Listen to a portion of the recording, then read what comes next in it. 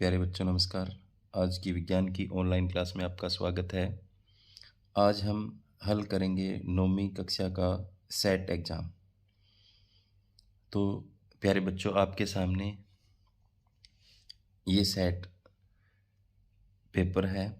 इसमें सभी प्रश्न अनिवार्य हैं। प्रश्न संख्या 1 से 9 तक प्रत्येक प्रश्न 1 अंक का है। प्रश्न संख्या 10 से 12 तक प्रश्न 2 अंक का है तथा प्रश्न संख्या 13 5 अंक का है। इस तरीके से है और 20 अंक का था और 1 घंटे में आपको करना था, 60 मिनट में आपको करना था। तो हम देखते हैं, इसको सॉल्व करते हैं। तो यहाँ पर देखो, पहले जो 5 प्रश्न है वो आपके मल्टीपल चॉइस क्वेश्चन हैं। उसमें से 4 उत्तर दिया हुआ, 1 उत्तर आपको देना है। एक ऐसी विधि, खालिस्तान एक ऐसी विधि है जिसका प्रयोग उन विलेय पदार्थों को पृथक करने में होता है जो एक ही प्रकार के विलायक में घुले हों।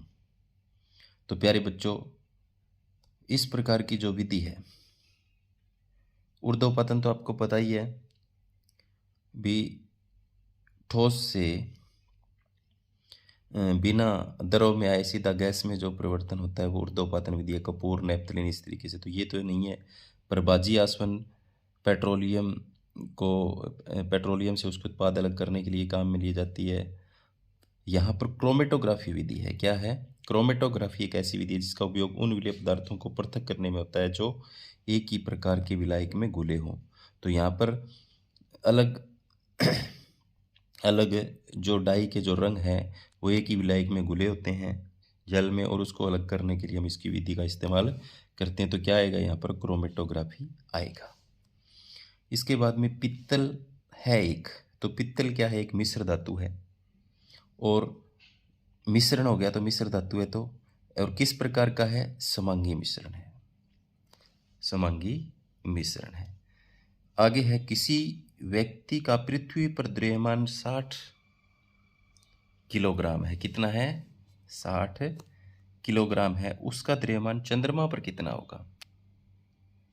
उसका द्रव्यमान चंद्रमा पर कितना होगा? तो प्यारे बच्चों आप यहीं से देख लो क्या दिया हुआ है, द्रव्यमान। और द्रव्यमान जो होता है वो कहीं पर नहीं बदलता।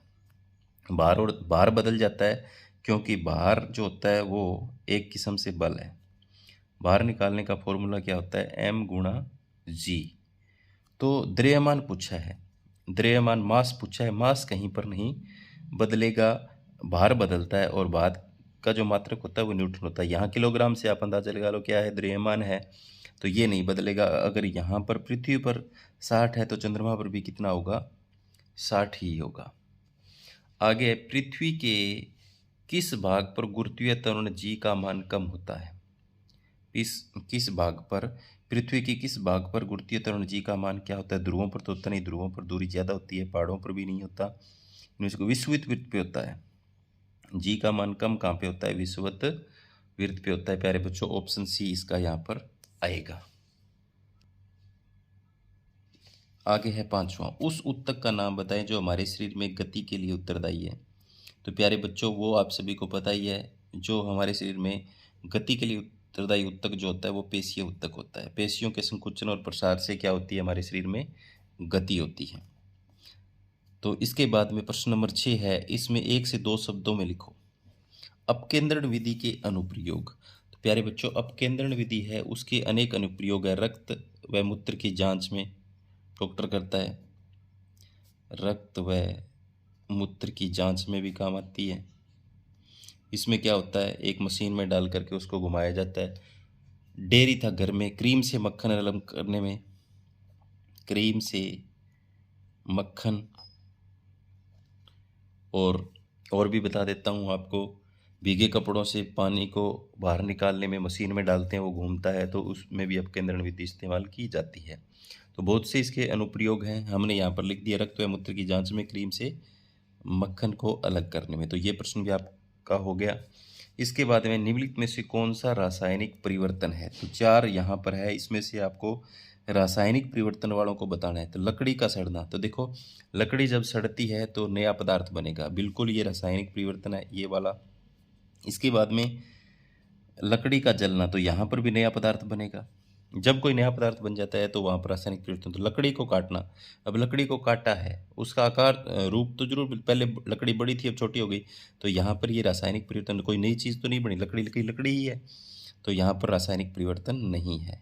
ये रासायनिक है, ये भी रासायनिक है। अब लकड़ी के टुकड़े में एक कील को घुमाना, अब लकड़ी के टुकड़े में कील घुमा दो, चाहे कोई नई चीज़ बनेगी क्या, नहीं बनेगी, लकड़ी तो लकड़ी रहती है, तो ये भी रासायनिक परिवर्तन नहीं है। तो आपको रासायनिक परिवर्तन छांटने थे, हमने यहाँ पर इसके रासायनिक परिवर्तन छांट दिए। कौन कौन से आगे, ये आ गया लकड़ी का जलना और लकड़ी का सड़ना। आगे गुरुत्वाकर्षण का सार्वत्रिक नियम क्या है, तो गुरुत्वाकर्षण का सार्वत्रिक नियम क्या है, आप इसको ऐसे लिख दो सूत्र से, F समानुपाती m अपॉन डी स्क्वायर। तो इसका मतलब क्या है, संसार में कोई भी दो पिंड जो हैं, ये जो दो पिंड हैं, संसार में कोई भी दो पिंड हैं, इसका द्रव्यमान m है और इसका द्रव्यमान m है, और इसके बीच की दूरी क्या होती है, d। ये क्या होते हैं, ये इसको अपनी तरफ आकर्षित करता है, ये इसको अपनी तरफ आकर्षित करता है। संसार में जो भी दो पिंड है वो एक दूसरे को अपनी तरफ खींचते हैं, और जो बल जो होता है वो क्या होता है, इन दोनों के द्रव्यमान के गुणनफल के समानुपाती और उनके बीच की दूरी के इस d के वर्ग के व्युत्क्रमानुपाती होता है। तो ये गुरुत्वाकर्षण का सार्वत्रिक नियम है। इसके बाद में 9वां प्रश्न है, अंतरा फसलीकरण तथा फसल चक्र के क्या लाभ हैं। तो अंतरा फसलीकरण और फसल चक्र के क्या लाभ है, कृषि खेती के अंदर हम इसका इस्तेमाल करते हैं। इसके प्रयोग से पैदावार में वृद्धि होती है, पैदावार में बढ़ोतरी होती है। क्या होती है, पैदावार में बढ़ोतरी। इन दोनों विधियों से क्या होता है, जमीन के अंदर पोषक तत्वों की पूर्ति होती रहती है, जिससे पैदावार में बढ़ोतरी होती है।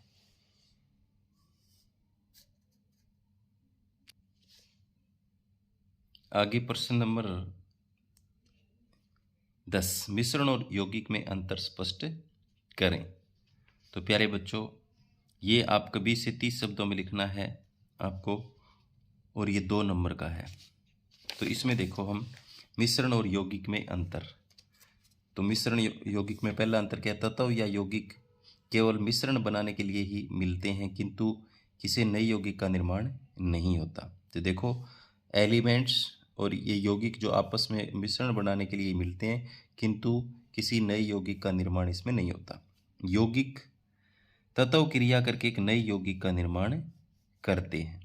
इसमें क्या होता है, सिर्फ मिश्रण बनता है, कोई नया पदार्थ नहीं बनता। इसमें तत्व जुड़कर नए यौगिक का निर्माण कर देते हैं। इसके बाद में मिश्रण का संगठन परिवर्तनीय होता है, इसका संगठन परिवर्तनीय होता है, यानी किसी का मान कम ज़्यादा हो सकता है। नए पदार्थ का जो संगठन है वो सदैव स्थायी रहता है। जैसे इसमें यहाँ पर मिश्रण में हम हवा का उदाहरण ले सकते हैं। हवा में नाइट्रोजन गैस 78% होती है, ऑक्सीजन 21% होती है, अन्य गैस, इनका जो मान है वो संगठन है वो कम ज़्यादा हो सकता है, लेकिन यहाँ पर क्या रहता है, स्थायी रहता है। आगे है मिश्रण उसमें उपस्थित घटकों के गुण धर्मों को दर्शाता है। मिश्रण में जो भी उसके घटक उपस्थित है उसके गुण धर्मों को दर्शाता है। इसमें क्या है, नए पदार्थ के गुणधर्म पूरी तरह से भिन्न होते हैं। इसमें क्या बनता है, नया यौगिक बन जाता है तो उसमें पदार्थ के गुणधर्म पूरी तरह से भिन्न होते हैं। घटकों को भौतिक विधियों द्वारा सुगमता से पृथक किया जा सकता है। तो किसके घटकों को, मिश्रण के। इसमें यौगिक में के घटकों को केवल रासायनिक या विद्युत रासायनिक प्रतिक्रिया द्वारा ही पृथक किया जा सकता है। यानी इनको अलग करने के लिए रासायनिक विधि इस्तेमाल करनी पड़ेगी या विद्युत रासायनिक विधि इस्तेमाल करनी पड़ेगी, लेकिन इसमें हम इसको भौतिक विधि से ही अलग कर सकते हैं। तो प्यारे बच्चों, ये 4 अंतर थे मिश्रण और यौगिक के अंतर। अब देखेंगे हम इससे आगे जो सवाल नंबर आपका प्रश्न नंबर कितना है, 11। त्वरण से आप क्या समझते हैं। तो वेग में परिवर्तन की दर त्वरण होती है। क्या होती है, मैं यहाँ लिख देता हूँ, वेग में परिवर्तन की दर त्वरण कहलाती है। क्या कहलाती है, त्वरण, जिसको ए से लिखा जाता है। किससे लिखा जाता है, ए से। और मात्रक क्या होता है, मात्रक होता है मीटर सेकंड की पावर -2। और देखो क्या पूछा है, त्वरित गति में त्वरण को धनात्मक और ऋणात्मक कब माना जाएगा, जब त्वरण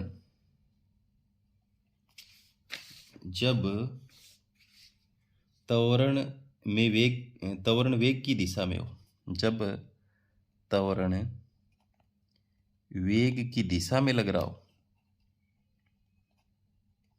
तो क्या होगा, प्लस होगा, धनात्मक होगा।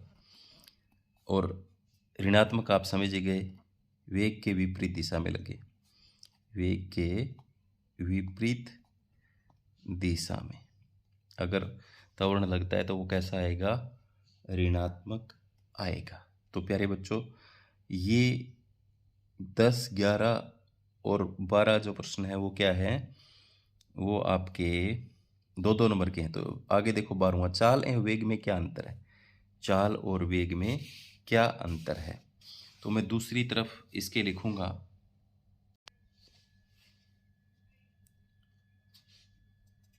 तो यहाँ पर मैंने लिख दिया, देखो प्रश्न नंबर 13 का उत्तर, चाल और वेग में अंतर। चाल क्या होती है, किसी भी दिशा में वस्तु द्वारा एकांक समय में तय की गई दूरी को क्या कहते हैं, चाल।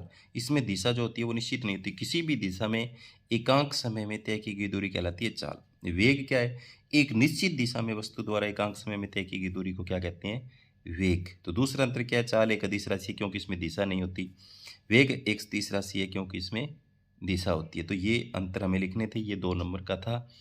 तो अब देखेंगे अब इसका लास्ट 5 नंबर का प्रश्न।